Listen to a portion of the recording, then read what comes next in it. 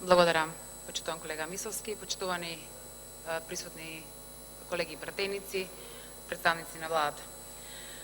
Моите прашања се упатени до министерот за здравство, господинот Венко Филипче, а се однесуваат на состојба која се актуализира последнава недела во Крива Паланка.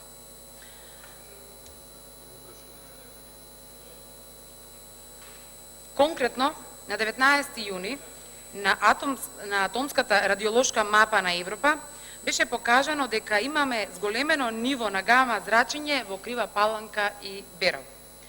Имајќи во предвид штетноста на ова зрачење и трајните последици кои ги предизвикуваат врз здравјето на луѓето, како и поради недостаток на некои нови дополнителни информации, сосема е очекувано ваквата појава да предизвика паника и зголемен интерес кај жителите на Крива Паланка и Берово, затоа што пред се се работи за здравјето на сите нас.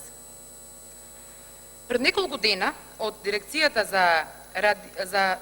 за радиациона сигурност и од Институтот за јавно здравје имаше соопштение во кое што вели дека станува збор за грешка која се покажала на сајтот за мониторинг затоа што биле расипани мерните станици.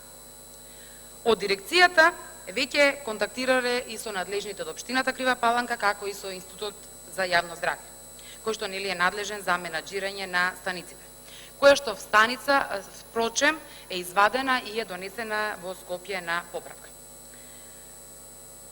Почитувани присутни, моите две конкретни прашања се однесуваат за истава работа, се до министерот Венко Филипче, а тоа е: првото прашање, бидејќи мерните станици се донесени на поправка, а дирекцијата тврди дека станува збор за грешка, ме интересира дали надлежниви институции, дирекцијата и Институтот за јавно здравје упатиле известување до Европската комисија дека станува збор за грешка и дека нема гама зрачење, и дали овие информации се објавени на сајтот на Европската комисија, кои што нели се задолжени за следење на наблюдување на радиоактивност.